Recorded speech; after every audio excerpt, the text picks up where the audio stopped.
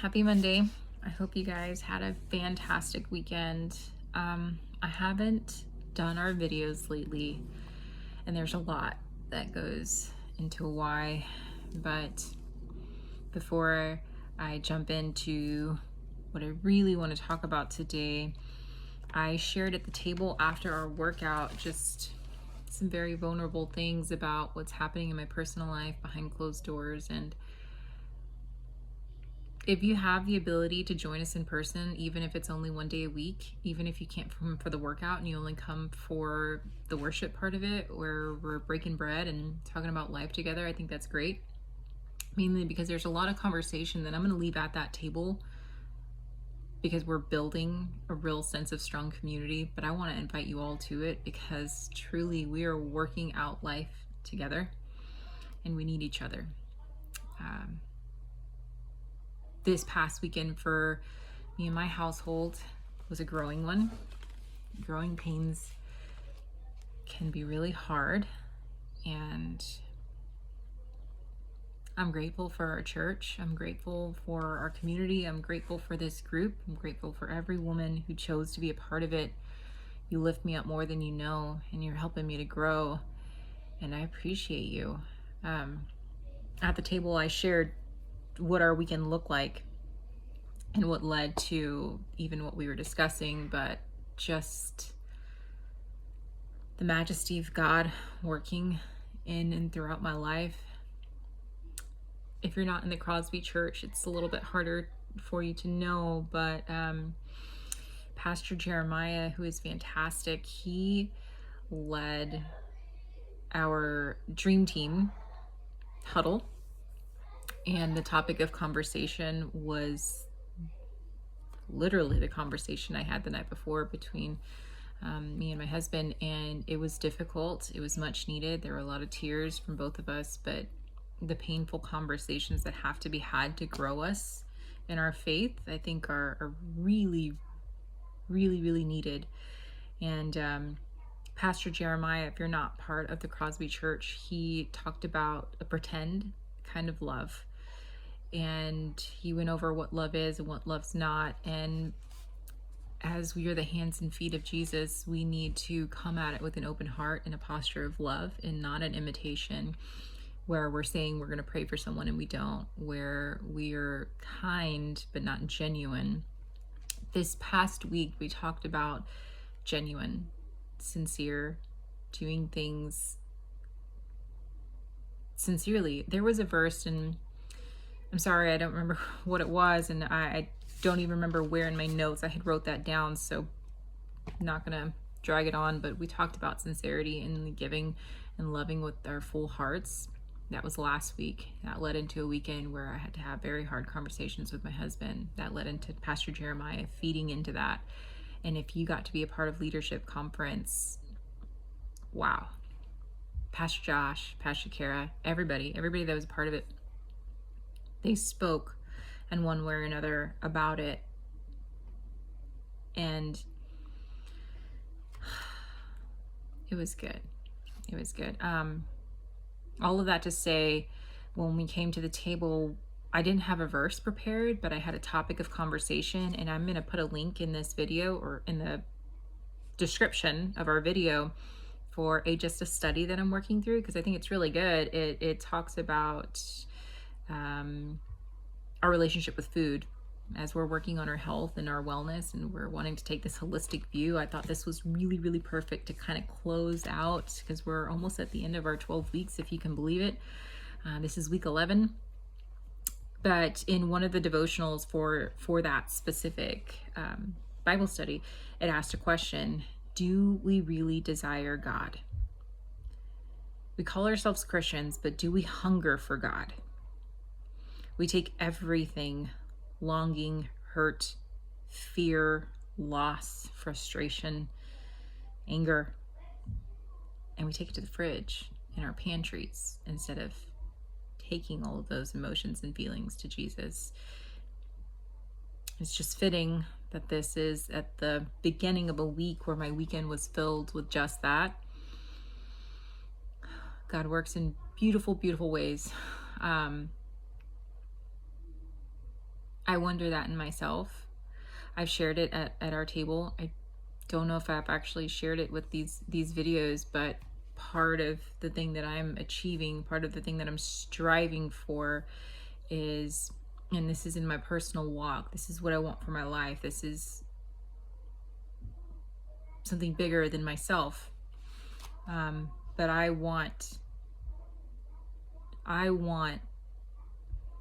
for when someone looks at me to not know where I begin and Jesus ends. I want us to be so intertwined that when you see me, you see the hands and feet of our God. That's what I want for myself, and that's a long, hard walk, and I've got work yet to do. Okay, faith without work is dead. And I'm doing that. I'm building on myself. If you haven't had any opportunities within our church to go through leadership 1.0, 2.0, 3.0, if you haven't been a part of a small group, join one. If you're not seeking community within the church outside of just attending Sunday service or just serving on your team and not really being involved in your team, dive in head first. And you don't have to worry about the sink or swim. You're going to learn how to swim. It's going to be hard, but it's definitely worth it. We're developing ourselves together. But I'm finding that for myself. What am I really turning to? Am I truly desiring God? Just a tidbit of the conversation we were having as husband and wife, we were going over, he's in a freedom small group, which I fully intend to join one or lead one or both. I've got the book, I just haven't done it. I want to do it in a group. He was saying that one, I would really enjoy it. If you've been a part of a freedom group, share your experience. I love to hear them. But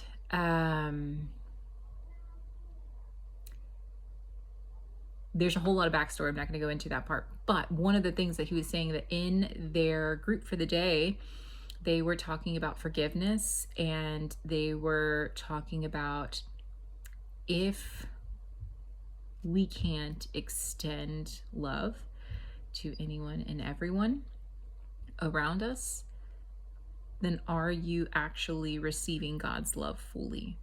In other words, if you can't love everyone, you're not actually receiving God's love.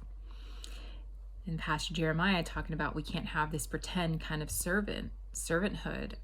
We need to love people fully and out of sincerity, out of the depths of our soul, extending that, because that's what God has done for us. He sent his son to the cross to die for us. So that's the most genuine love that there would be.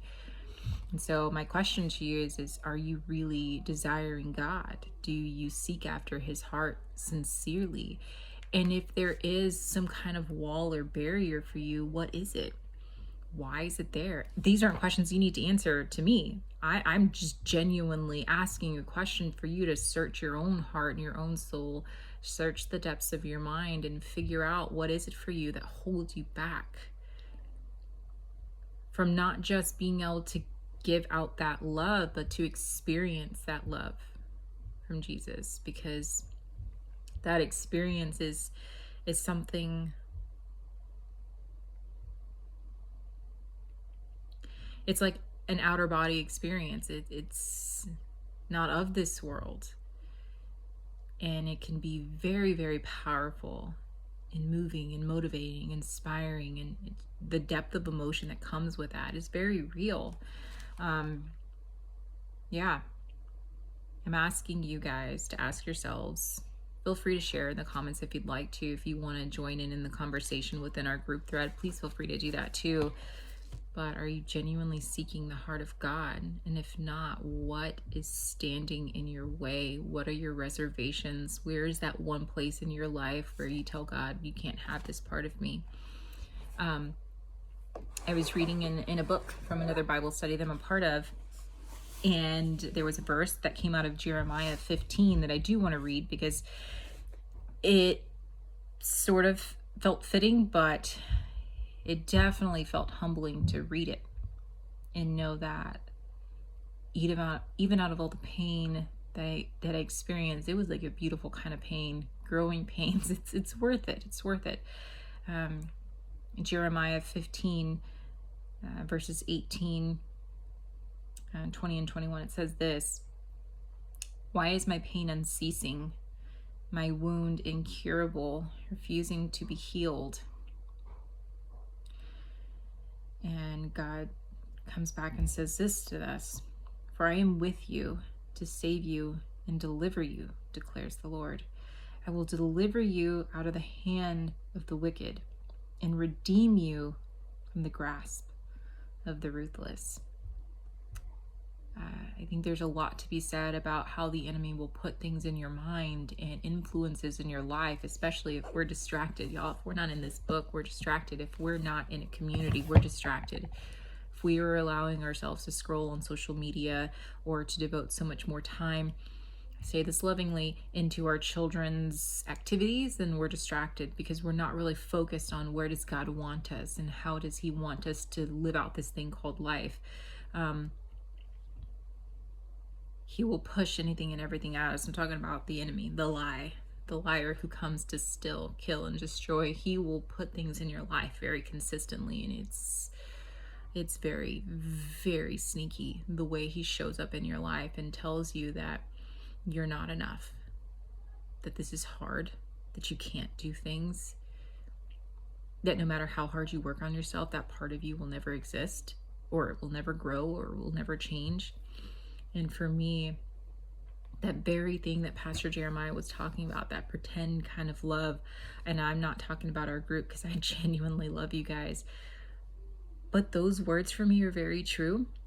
I don't know how to pretend to love or extend love. So when I find myself in a situation where someone is extending it to me and I don't necessarily feel that way, whether it be for a hurt or a trauma or a lack of trust, whatever it is, I find myself at a barrier and I won't use those words in return.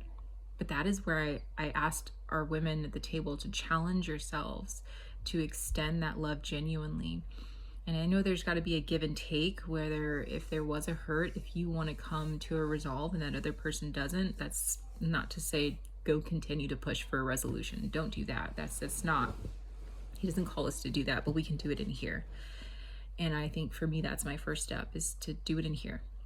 Regardless of what another person might have done to me, the first step to freedom from the chains, the first step to freedom from the lies of the enemy, from the distractions, is to admit it here,